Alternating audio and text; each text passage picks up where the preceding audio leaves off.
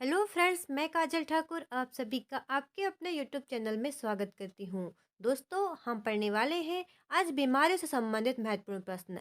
हम निरंतर एक एक करके सभी बीमारियों को कंप्लीट करते आ रहे हैं, जिससे उससे जितने भी महत्वपूर्ण प्रश्न बनते हैं हम उन्हें सबको कवर कर रहे हैं और हम बीमारियों के बारे में विस्तृत करके जानकारी भी प्राप्त कर रहे हैं। हम एक वीडियो में दोस्तों एक या दो बीमारी संबंधित प्रश्न लेके आते हैं और उसे हम अच्छे से समझते हैं। आज का दोस्तों हमारा टॉपिक है हेपेटाइटिस। क्या है दोस्तों? हेपेटाइटिस से क्या कौन कौन सी बीमारी होती हैं और यह कितने प्रकार का होता है। तो दोस्तों हेपेटाइटिस जो होता है यह हमारे शरीर के यकृत को प्रभावित करता है। किसको दोस्तों? हमारे शरीर में यकृत को क्या करता है? यह प्रभावित करता है। दोस्तों ये किस वायरस से होता है? तो यह होता है हेपेटाइटिस वायरस। जिस नाम से यह बीमारी है उसी का वायरस जो है हेपेटाइटिस वायरस ही है। इसे हम हिपेडना वायरस के भी नाम से जानते हैं। आप याद रखिएगा, हेपेटाइटिस जो है उस बीमारी का जो वायरस होता है हेपेटाइटिस वायरस होता है या हिपेडना वायरस होता है। और दोस्तों हेपेटाइटिस जो होते हैं वो कितने प्रकार के होते हैं? तो वो 5 प्रकार के होते हैं। कितने दोस्तों? 5 प्रकार के होते हैं। Hepatitis A, hepatitis B, hepatitis C, hepatitis D और हेपेटाइटिस ई। तो दोस्तों आइए बढ़ते हैं आज के हम पहले प्रश्न की ओर बढ़ते हुए हेपेटाइटिस के बारे में अधिक जानकारी प्राप्त करते हैं। आज का पहला प्रश्न दोस्तों हमारा, हेपेटाइटिस ए का प्रसारण मनुष्य में होता है। पहला ऑप्शन है हमारा मुख के द्वारा, दूसरा ऑप्शन है हमारा गुर्दा के द्वारा या गुर्दा मार्ग से, तीसरा है आंखों के द्वारा, चौथा ऑप्शन है ए और बी। तो दोस्तों हेपेटाइटिस जो ए का है प्रसारण मनुष्य में ए और बी अर्थात मुख के द्वारा भी होता है और गुर्दा मार्ग से भी होता है। तो दोस्तों हेपेटाइटिस ए जो है ये कैसा है? एक एंटेरोवायरस है। कौन सा है दोस्तों? एंटेरोवायरस है जो लीवर की कोशिकाओं में बढ़ता हुआ फलता फूलता रहता है। और यह इसका जो मुख्य मार्ग क्या है? गुदा मार्ग अर्थात मल के द्वारा और मुख मार्ग से संबंधित है। तो इस प्रश्न का सही उत्तर होगा दोस्तों हमारा ए और बी, मुख के द्वारा और मल के द्वारा। हेपेटाइटिस ए जो है, हेपेटाइटिस का अगला प्रश्न है, हेपेटाइटिस ए का उद्भवन काल होता है। पहला ऑप्शन है 15 से 45 दिन, दूसरा ऑप्शन है 5 से 10 दिन, तीसरा ऑप्शन दोस्तों 1 से 5 दिन और चौथा इनमें से कोई नहीं। तो दोस्तों हेपेटाइटिस ए जो है इसका उद्भवन 15 से 45 दिन होता है। कितना दोस्तों? 15 से 45 दिन जो होता है यह हेपेटाइटिस ए का उद्भवन काल है। अगला प्रश्न है दोस्तों हमारा, निम्न में से हेपेटाइटिस के प्रसारण माध्यम है। पहला है संक्रमित रक्त के संपर्क, दूसरा है यौन क्रिया के द्वारा, तीसरा ऑप्शन है एक बच्चे से दूसरे बच्चे के त्वचा के काटने या घावों के द्वारा, चौथा ऑप्शन दोस्तों टेटू गुदवाने या कान नाक छिदवाने से, पांचवा है दोस्तों उपरोक्त सभी। तो दोस्तों हेपेटाइटिस हमारा कितने प्रकार का होता है? 5 प्रकार का होता है, ए बी सी डी और ई। दोस्तों आप में यह याद रखना है कि हेपेटाइटिस ए और हेपेटाइटिस जो डी होता है वह किसके द्वारा होता है? तो वह जल के द्वारा होता है अर्थात मल के द्वारा और मुख मार्ग से वह हमारे शरीर में प्रवेश करता है। किंतु दोस्तों जो हेपेटाइटिस बी और सी है तो यह कैसा रोग है? यह यौन संचारित रोग है अर्थात यह यौन क्रिया से भी फैल सकता है। एक बच्चे से दूसरे बच्चे में त्वचा के काटने या घावों के द्वारा, टैटू गुदवाने से, संक्रमित रक्त के संपर्क से और उपरोक्त सभी से। दोस्तों हेपेटाइटिस इसमें कौन कौन से जाएंगे अपने? बी और सी। क्या जाएंगे दोस्तों? बी और सी जो है यह किससे होता है? यह उपरोक्त सभी के द्वारा भी फैलता है। और hepatitis A C sorry A D E यह किससे होता है? यह जल के द्वारा फैलता है। आपको यह बात याद रखनी है। हम आपको जो हेपेटाइटिस ए है उसके बारे में और अधिक जानकारी देते हैं। हेपेटाइटिस ए जो है हमारा, हेपेटाइटिस जो यदि इसकी जो एक बार प्रतिरक्षा उत्पन्न हो जाती है हमारे शरीर में तो वह आजीवन बनी रहती है। कैसी रहती है दोस्तों? एक बार हेपेटाइटिस ए जो है बीमारी एक बार हो जाने पर प्रतिरक्षा उत्पन्न होने पर आजीवन क्या करती है? बनी रहती है। और इसमें क्या होता है दोस्तों? हेपेटाइटिस वायरस को 5 मिनट के लिए पराबैंगनी किरणों में उबाला जाए या भाप दिया जाए तो वह कैसे जाती है? पूरी तरह निष्क्रिय भी हो जाती हैं। हेपेटाइटिस ए की उद्भवन अवधि होती है 15 से 45 दिन जो हमने पढ़ा। और हेपेटाइटिस ए का निवारण जो है मुख्यतः वैक्सीन दी जाती है। वैक्सीन 4 उपलब्ध है जो जीवाणुओं को निष्क्रिय कर देती है। और दोस्तों जो वैक्सीन 4 हैं यह खुराकों में 2 खुराकों में 6 से 8 महीनों के अंतराल पर दी जाती है। आइए बढ़ते हैं अगले प्रश्न की ओर।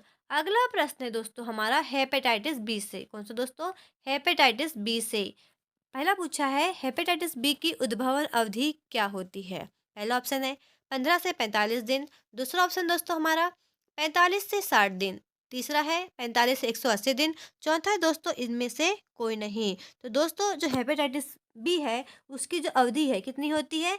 45 से 180 दिन। कितनी होती है दोस्तों? 45 से 180 दिन की जो होती है अवधि, यह हेपेटाइटिस बी की उद्भवन अवधि कहलाती है। दोस्तों हेपेटाइटिस बी जो है यह डायलिसिस, संक्रमित सुई एवं त्वचा छेदन, संक्रमित रक्त से संपर्क, दांतों से संबंधित इलाज के समय, टेटू गुदवाने के समय, कान नाक छिदवाते समय, प्रतिरक्षण के समय, एक बच्चे से दूसरे बच्चे में, त्वचा के काटने से, घावों के जरिए या यौन क्रिया के जरिए हो सकती है। अर्थात यह हेपेटाइटिस बी यौन संबंधों के द्वारा ही फैलती है। अगला प्रश्न दोस्तों, हेपेटाइटिस बी का टीका लगाया जाता है। कब लगाया जाता है? कहाँ लगाया जाता है? तो दोस्तों हेपेटाइटिस बी का टीका पहला ऑप्शन है मांसपेशी के अंदर। दूसरा ऑप्शन है दोस्तों त्वचा के ऊपरी भाग में। तीसरा दोस्तों चमड़ी के नीचे। और चौथा ऑप्शन है इनमें से कोई नहीं।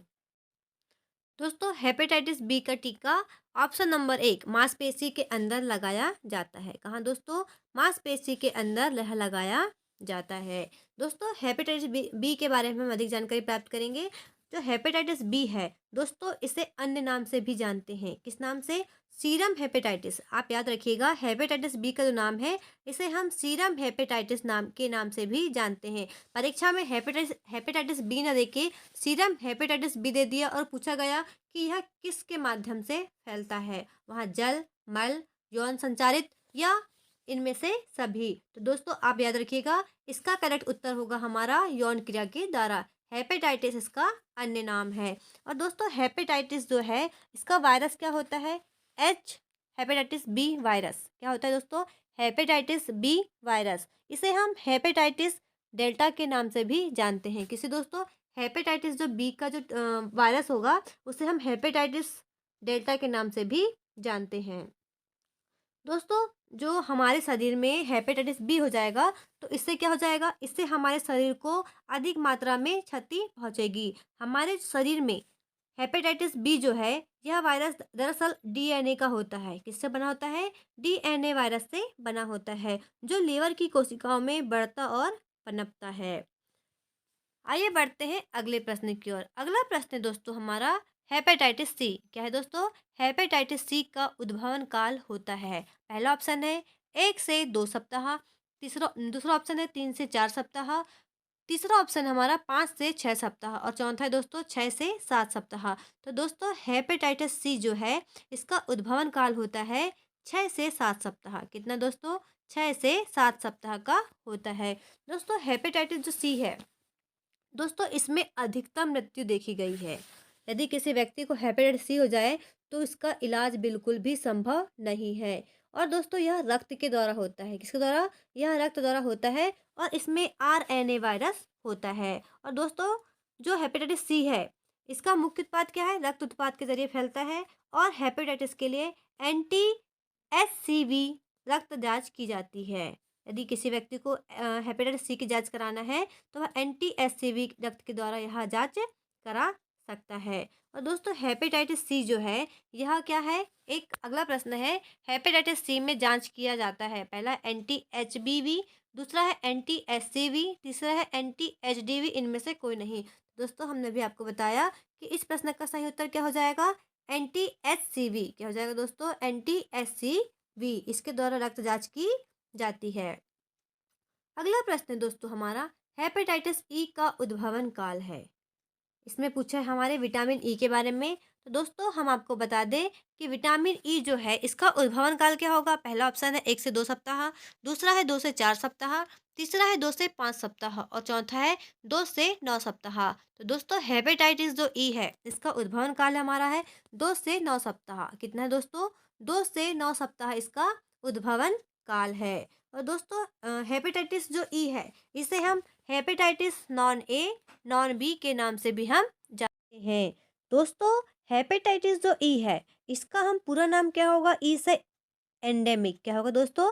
हेपेटाइटिस एंडेमिक इसका पूरा नाम है। और hepatitis non A, non B के नाम से भी हम इसे जानते हैं। दोस्तों, यह घातक कब होता है? तो दोस्तों, यह प्रसव के दौरान यह सबसे अधिक घातक हो सकता है। और दोस्तों, इसकी उस्माइन अवधि कितनी होती है? 2 से 9 सप्ताह, आप याद रखिएगा। और दोस्तों, हम आपको एक बात बता दें, हेपेटाइटिस जितने हैं, हेपेटाइटिस ए, बी, सी और डी, ई। तो दोस्तों, हेपेटाइटिस जो ए है, डी है, ई है, यह जल के द्वारा होता है। और दोस्तों, हाँ, हमारा जो हेपेटाइटिस बी और सी है, यह यौन संचारित रोग है। और सी रक्त के द्वारा भी होता है। और दोस्तों, हेपेटाइटिस बी जो है, तो हेपेटाइटिस जो बी है, इसमें जो वायरस होता है दोस्तों, हेपेटाइटिस बी, यह वायरस डीएनए का होता है। किसका दोस्तों?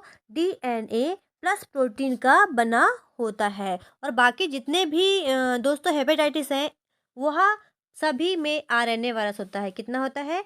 कौन सा होता है? आरएनए वायरस होता है। और केवल हेपेटाइटिस बी में डीएनए और प्रोटीन का बना होता है। और दोस्तों, जो हेपेटाइटिस ए है, यह 6 सप्ताह, इसमें जो दवा दी जाती है, इसमें Le52 दवा जो है वह दी जाती है। और इसमें सामान्यतः पीलिया के लक्षण दिखाई देते हैं। किसके दोस्तों? पीलिया के लक्षण दिखाई देते हैं। दोस्तों, आज हमने पूरी तरह से हेपेटाइटिस के बारे में कवर किया है। और अगली जो आने वाली कक्षाएं हैं, हम उसमें एक एक करके सभी बीमारियों के बारे में अच्छे से पढ़ेंगे और सबके जो है एमसीक्यूज सॉल्व करेंगे। यदि आपको हमारी यह कक्षा पसंद आई हो, तो हमारे चैनल को लाइक और सब्सक्राइब अवश्य करें। धन्यवाद।